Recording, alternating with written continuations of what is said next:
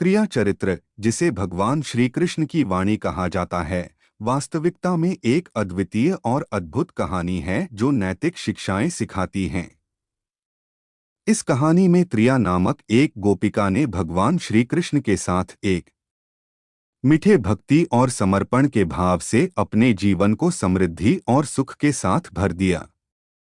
त्रिया ने अपने मन, वचन और कर्म से श्री कृष्ण की प्रेम भरी भक्ति में रमण किया और उनके साथ अद्वितीय संबंध बनाया। उसने भगवान के साथ भक्ति रस का आनंद लिया और उनके साथ हर क्षण को दिव्यता से भर दिया। त्रिया चरित्र यह सिखाता है कि अगर हम अपने मन, वचन और कर्मों को दिव्यता के साथ मिला दें तो हम धोखा नहीं खाएंगे और जीवन को सच्चे सुख और आनंद से भर सकते हैं। जय श्री कृष्ण। श्री कृष्ण वाणी और त्रिया चरित्र की सच्ची कहानी से हमें यह सीखने को मिलता है कि ईश्वरीय नीति और सच्चाई पर आधारित जीवन जीना हमें धोखा से बचा सकता है। यह कहानी हमें यह बताती है कि भगवान की वाणी उसके भक्तों को सत्य और न्याय की दिशा में मार्गदर्शन करती है। श्री कृष्ण जी के वाणी और त्रिया चरित्र से हमें यह सीखने को मिलता है कि जीवन में सत्य और ईमानदारी का पालन करना हमेशा ही हमें उच्च मार्ग पर ले जाता है। इसके माध्यम से हम धोखा और असत्य से दूर रहकर उच्चतम मूल्यों की प्राप्ति कर सकते हैं। जय श्री कृष्ण। श्री कृष्ण वाणी त्रिया चरित्र एक आध्यात्मिक कथा है जो अहंकार और आत्मा की महत्वपूर्णता पर भरोसा करने की शिक्षा देती है।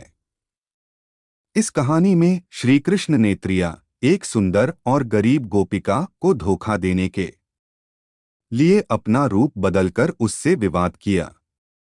त्रिया ने श्री कृष्ण को अपने पति के रूप में पहचाना और उससे प्रेम किया, परंतु उसे धोखा देने का उद्दीपन किया गया।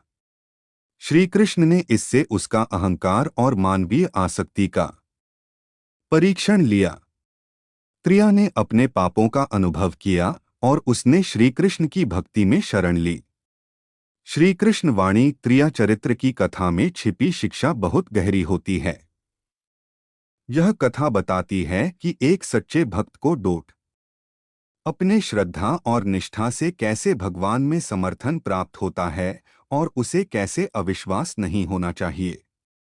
त्रिया, एक विशेष भक्त, भगवान श्री कृष्ण की पूजा का बहुत भक्त थी। एक दिन वह दुर्योधन के साथ मिलकर भगवान को धोखा देने की योजना बनाती है। उसने दुर्योधन को भगवान के सामने आकर रोने का नाटक करने के लिए कहा और भगवान की कृपा प्राप्त करने का इरादा किया।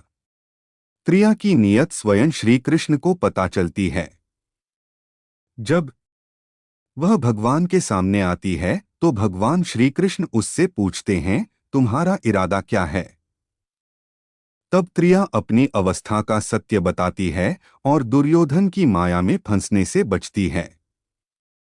इस कहानी से हमें यह सीखने को मिलता है कि आत्मा की पहचान और भक्ति में ही असली सुख है और अहंकार और मानवीय आसक्ति से हमें दूर रहकर जीवन को सरलता से निर्वाह करना चाहिए। यह कहानी हमें श्री कृष्ण की प्रेम और शिक्षाओं के माध्यम से मनोबल और आध्यात्मिकता की दिशा में प्रेरित करती है। जय श्री कृष्ण। इस कथा से हमें यह सीखने को मिलता है कि भगवान के सामने हमें ईमानदारी से रहना चाहिए और किसी भी प्रकार के धोखे की प्रक्रिया में शामिल नहीं होना चाहिए। सच्चे भक्ति और ईमानदारी के माध्यम से ही भगवान की कृपा प्राप्त हो सकती है। जय श्री कृष्ण। श्री कृष्ण वाणी में त्रिया चरित्र का कथन है कि जो व्यक्ति धर्म, योग और भक्ति के माध्यम से अपने जीवन को प्रबंधित करता है, उसे धोखा नहीं मिलता। यह कहानी सिखाती है कि अपने कर्मों को निष्काम भाव से करना और ईश्वर के प्रति श्रद्धा रखना हमें उच्चता और ईश्वरीय संबंध में सार्थकता का एहसास कराता है। जय श्री कृष्ण।